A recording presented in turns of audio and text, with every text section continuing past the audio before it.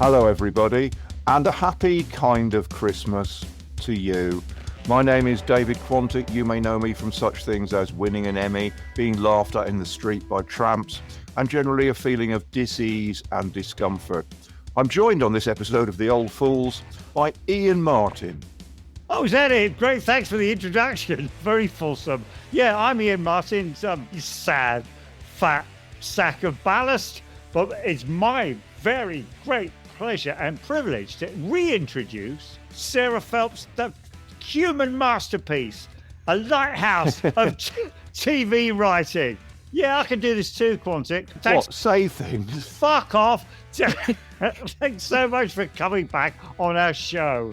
Hello, I'm Sarah Phelps, and children throw sharpened coins at me.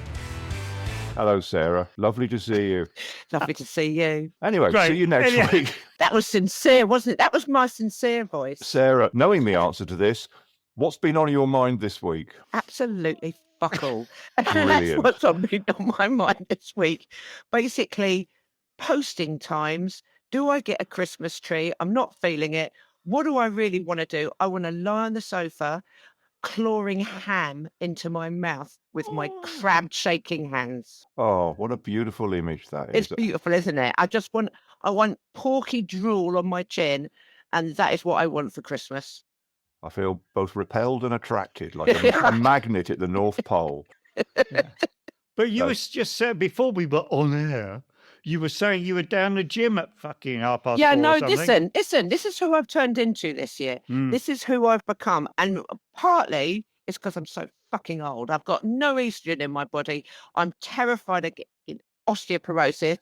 So I've become somebody who goes to the gym. I lift weights Well, okay, at well, 6 o'clock in wow. the morning. Snap a hip. It's to get it all out of the way. It's done. It's done. By 7 o'clock in the morning, I'm done. It's fucked. I'm fucked. It's over.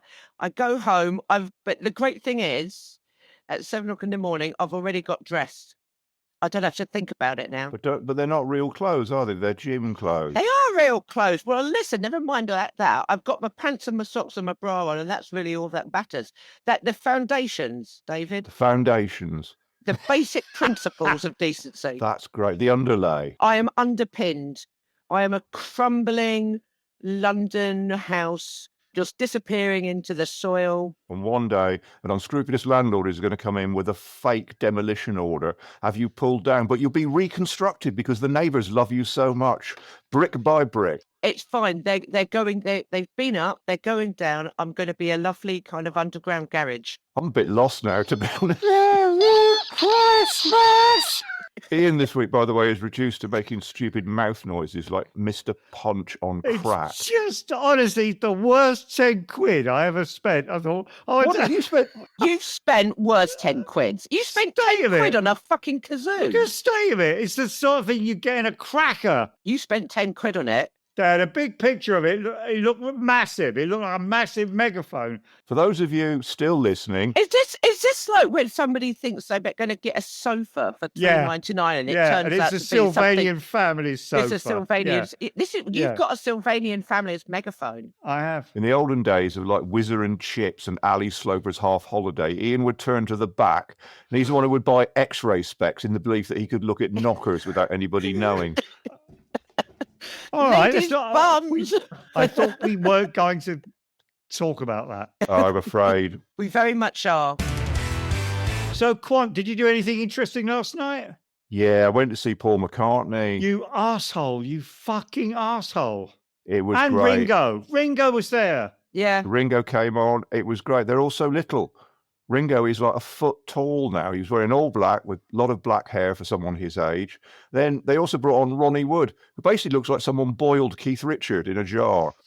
And he's got black hair and he's tiny. They're in their 80s. I mean, this is ridiculous. They're on stage in their 80s. I don't even want to go upstairs and I'm fucking 58. It's bizarre because 58. I'm so relieved because every gig I go to, apart from looking like a paedophile, I also am 5 times older than the audience. I went to see Blackpink and I was older than all of them put together. Wait, stop. Yeah. David, you went to see Blackpink. Yeah, I like a bit of K-pop. You love a bit of K-pop. You went to see Blackpink. I'm just I had this vision of you in a sea of tweens with your lovely, benevolent Father Christmas beard. Fortunately, I went with a writer called Kevin Cecil, he does all the air miles things. So we won a nice bit with like a businessman's. That sounds terrible. Anyway, we didn't have to go in the audience and frighten them. Thank God. Wow. You know, like two weirdos in a Neil Gaiman story. No, so you and Kevin Cecil were just in a businessman's bit. This is just Sorry, getting worse and God, worse. I've just nodded off. Are we talking about the McCartney gig or the Blackpink gig? No, he went to K-pop. Just because you're having a neural shutdown, we're having a lovely time. Oh, he has reached the age where he can't deal with tangents. Oh no, the topic of conversation has changed slightly, but I have carved my 9 jokes into this slab of concrete, which I will now read out. You can zoom out.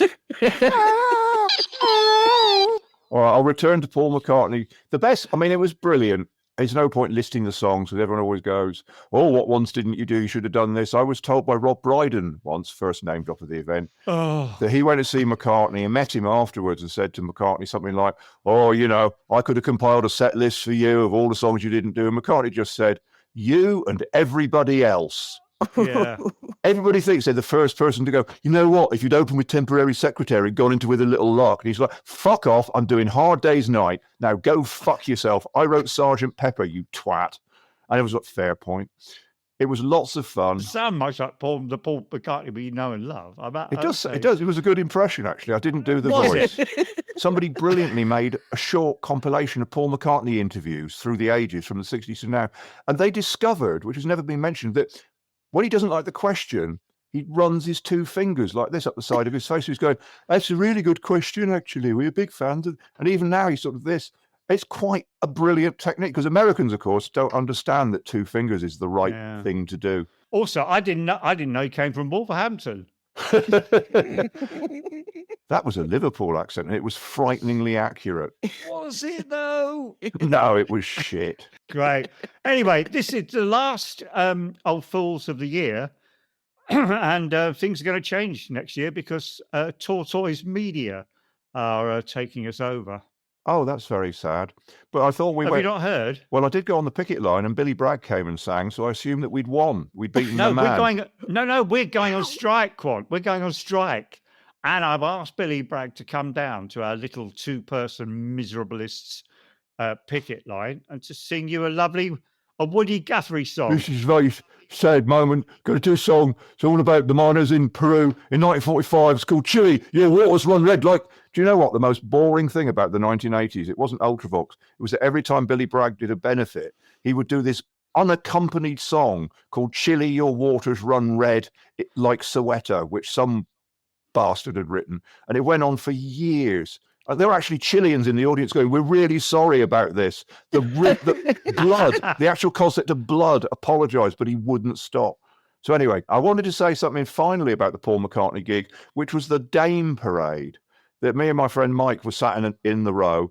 And just before the gig, they brought all the famous friends of Paul, all the people who got in free, you know, and were in the VIP bit. And first of all, it was Emma Thompson. And then brilliant, it was Judi Dench, sort of ushered in with a giant minder. Everyone was going, it's Judi fucking Dench. And I realised it was a Dame Parade. Like, you know, Harry Hill used to have his Badger Parade that never happened. They just got all the dames. They were going like, Maggie Smith, can't have her. There was Hannah Waddingham. She was obviously thinking, I'm up for an honour after this because everyone in this queue is a dame. It's fantastic. Helen Mirren, presumably locked in the bog, going, let me out of here. I want to hear Mull of Kintyre. It was a brilliant moment. Just a stream of dames heading for the expensive seats. When did Judy get up on her feet and, you know, flick her lighter? What was her song? Oh, she frog chorus. She went loopy. She I can did imagine all the that. voices. She did the boom, boom, boom, and the higher soprano bit. And yeah, then she was blown up by the Spectre. I've basically think that Judi Dench, she's all over Live and Let Die. Well, it's a Bond one, isn't it? So Yeah. it ties in. It's a fantastic Bond one. Also, whatever happened to Spycraft?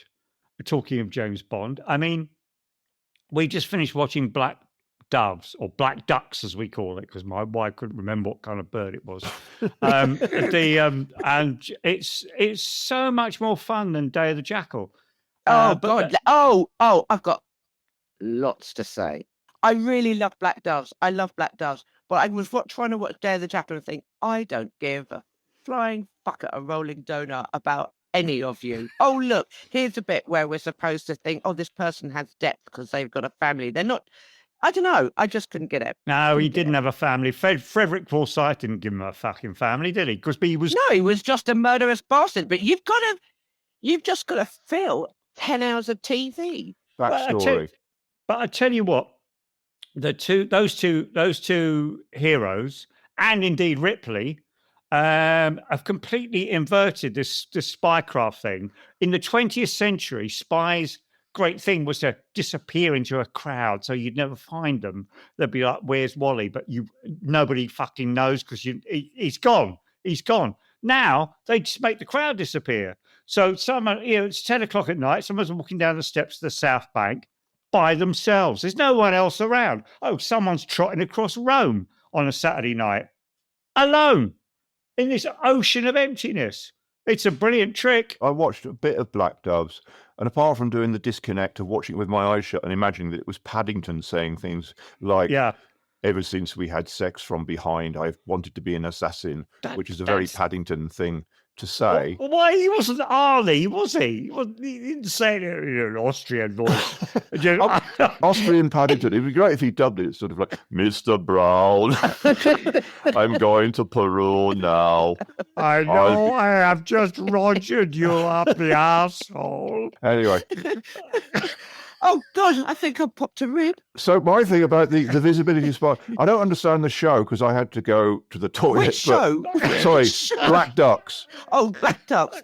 We're talking about There's a bit where Paddington's in a car with Keira Knightley from that football film, and he's saying to her basically, "So, you have done well. Soon you will be married to the Prime Minister." And I'm thinking, if you're a spy, isn't that a bit risky? So what, she just started going out with this bloke on the off chance that he would become Prime Minister? I mean, what if he'd been like Ed Davey? What if she'd gone out with Ed Davey by mistake? Or Lembit Opik. I am a cheeky assassin girl. Anyway, Merry Christmas, everybody. Merry Christmas, everybody. I've got this fucking Christmas playlist that's 19 hours long. So after about 20 minutes of, the usual Bach and the Carol of the Bells, wherever you get a bit pissed off. So Christmas, I'm always listening to quite a lot of swing, quite a lot of folk. I don't know, it's that time of year. And also, what happens at this time of year? I've got such a laborious fucking... Where is this going? Let's find out. Take my hand. We're going for a little walk. Shouldn't you test this out on the woman at the post office when you get your pension first? See if she falls asleep or tries to kill herself. Yeah. Or I could just be allowed to issue more than one fucking sentence before I'm shut down. It's all one sentence, though. It's just commas strewn about. All right, on with your alleged sentence. Right. Christmas is a time, as we all know, right, when people get pissed and they go on Facebook and they try and find their exes. It's a fact. That's what happens. Yes, it does. And I was thinking, how hard would it have been before the internet to track down your ex and discover that, she was doing much better without you and had 3 kids or whatever. And then I remembered folk songs because everyone, half of folk songs are all like, hello, Barry, where are you off to? I'm going to Scarborough Fair. Oh, are you? Oh, tell you what, can you remember? What are you talking about? Are you saying that folk songs are a way of communicating? Are you going to Scarborough Fair? Yes, I'll be by the disco tent at noon. Thanks, Barry. Parsley, sage, rosemary, and thyme. No, I'm saying, remember me to one who lives there. And he's going, what are you talking about, man? I'm going to Scarborough. I'm with your imaginary friend here. What are you talking about? I am going to Scarborough Fair. This is like listening to a jigsaw trying to send an email. Remember me to one who lives there, yeah? He's going, I'm going to the fucking fair. I'm not spending all weekend knocking on every sodding door in fucking Scarborough. And anyway, what does she look like? You can't miss her. Well, she has long hair rolling down her breast, and she is fair of face. He's going, how many people are there? Oh, they're in Scarborough. He said, don't worry, you'll find her. Oh, hello, Dick. Come ye not from Newcastle? Yeah, I'm just back from Newcastle, they call it up there. What's This is the worst thing I've ever heard. How is she? What do you mean, how is she? Who? My true love, for she's in Newcastle somewhere. She is fair-faced, mate. Do me a favour, fuck off. Is that the end? Are you travelling the North Country? You know, where the winds hit heavy on the border. Yeah, Canada, you mean? Yeah, go to Canada. Remember meeting one who lives... I'm fucking Canada. What's her name? Oh, it doesn't matter. You'll recognise her, but she has long, flowing hair, and she is fair of face. Mate, there's got how many people in fucking Canada? Don't worry. You're in a folk song. You'll find her. David's face. I don't know Just the what's face. going on here. I know, he looks like a hard-boiled egg. I've got some stuff written down. I could read that out. if you Yeah, like. dude, they're great. Today I learned. Well, it's basically, yeah, it started off, I cheated a bit because it's Christmas and went online, and because I'm fascinated with the Today I Learned thing.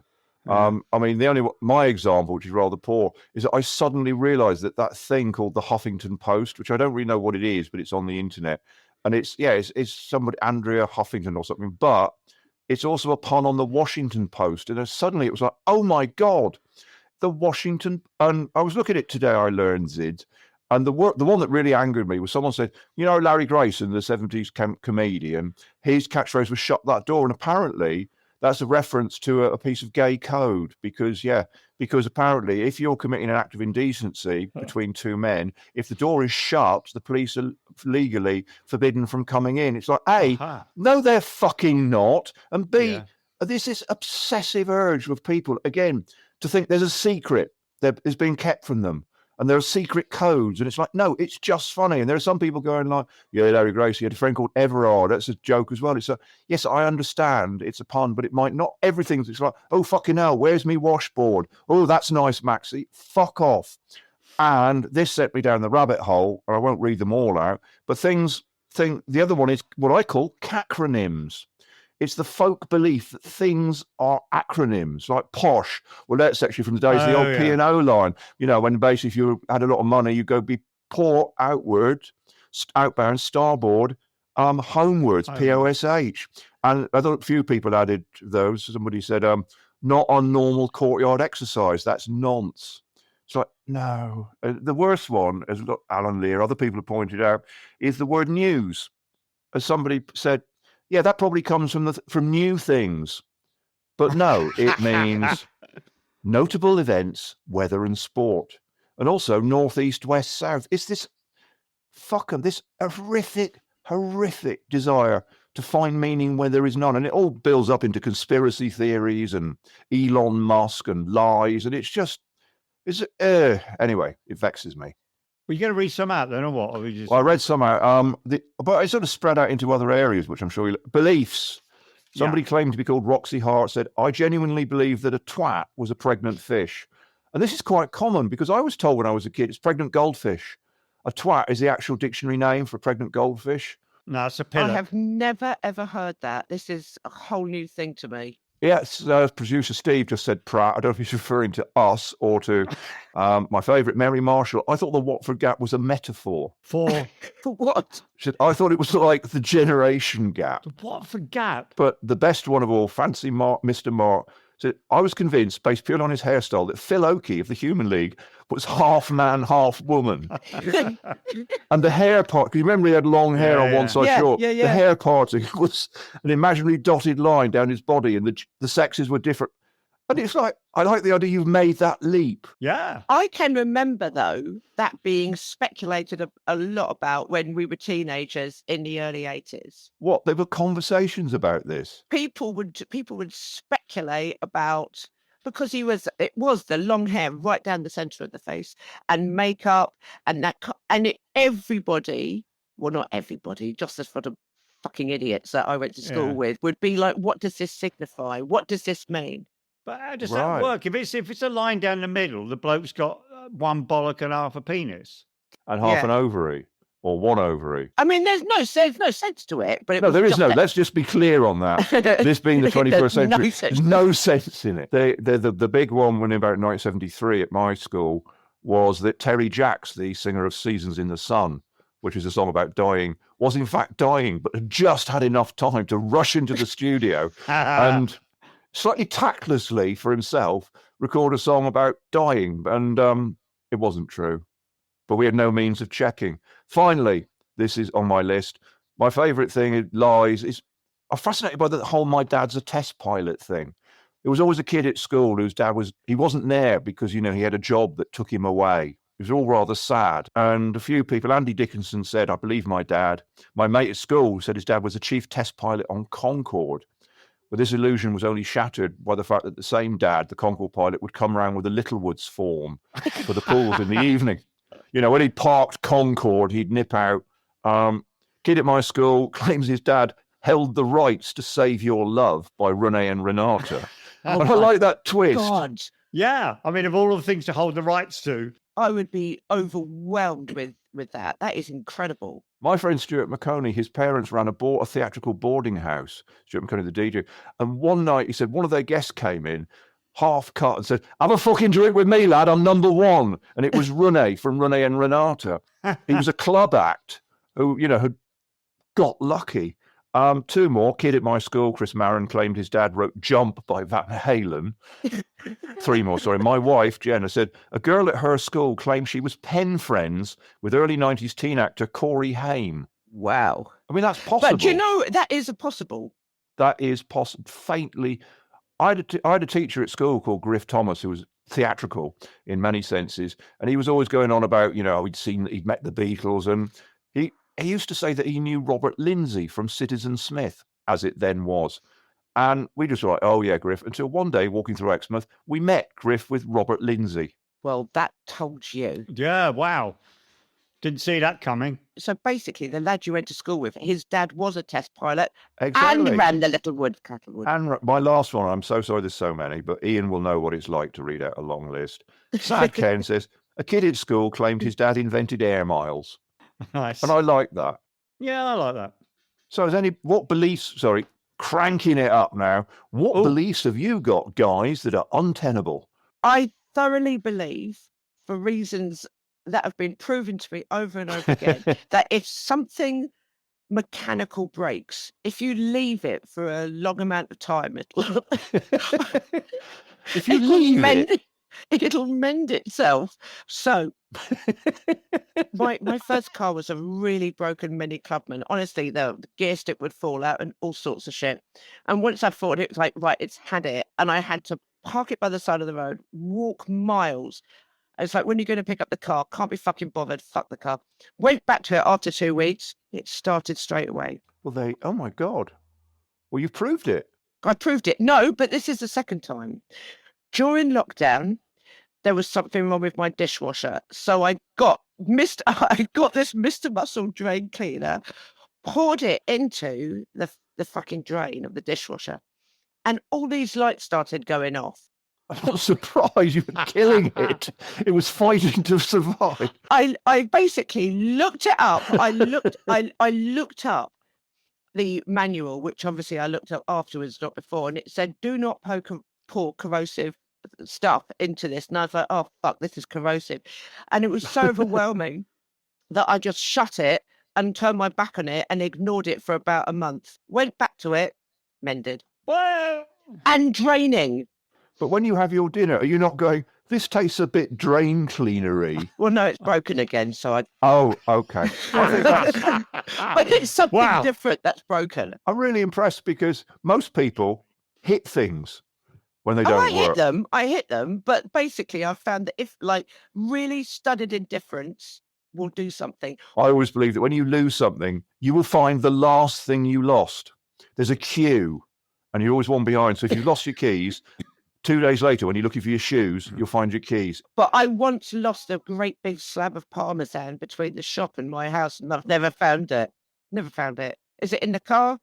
Is it? No, it can't be, because I'd be smelling it by now, because it was about 18 months ago. But no, it's gone. I'm glad you've never forgotten it. The easiest thing to shoplift is a very thin like go of expensive smoked salmon.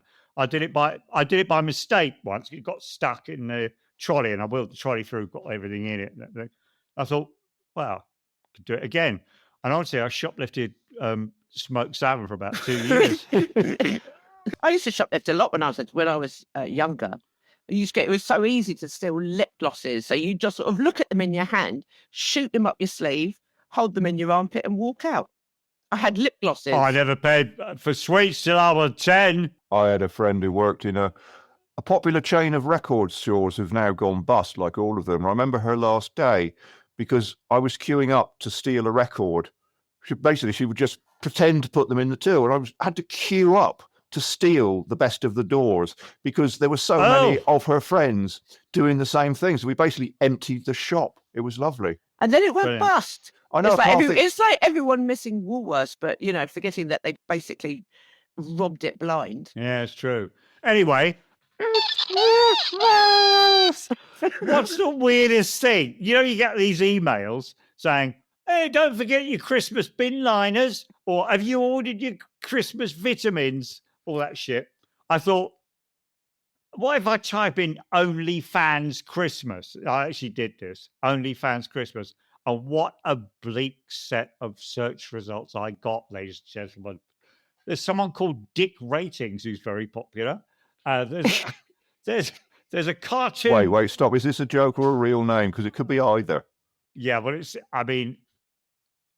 not a name, but it did appear on my search results. Okay, just checking. So what is Thank it? you. A demi-lob with a bauble? A demi-lob with a ball.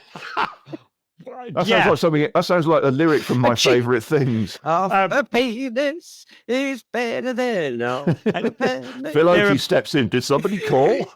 There are women in bras and pants and a Santa hat. And it's all just the cartoon pictures of a penis with a Santa hat on. What? Adult advent calendars. I just find that particularly revolting. What's behind the Christmas Eve and Christmas Day? Christmas Day, I shudder to think, but if it's anything to do with He Has Come. Talking of spies. Oh, there it is. The old shoehorn out of the Hotel Ian kit. Talking of spies, which we weren't. There was just this one line about the Chinese spy in Prince Andrew. Oh my God. Oh, yes. He can't help fucking up. Yeah, but listen, the spy is just this phrasing of this is thought to have approached Prince Andrew in the hope of finding intelligence. Well, that was probably the greatest half hour of my life. Yeah. My co-host Ian Martin and I would like to thank the fantastic Sarah Phillips, our first return guest. Oh, God. It only remains for me to wish you a happy Christmas and close my eyes and hand over the reins of the show to Ian. Happy Christmas. Yeah, we're not going to be around for a few weeks because we're all going to be in the hospital with alcohol poisoning over the holidays. But we will be back in the new year sometime. Will we? To be announced. TBA. And we'll let you know. Just follow me or Quantic or Sarah Phelps. She's probably got more of a fucking clue than anybody else here. Bye-bye, everybody. Say bye, Sarah. Bye-bye, Sooty. Bye-bye. Bye-bye. Bye-bye. Hello? Why is anybody listening to this program? Get it, go.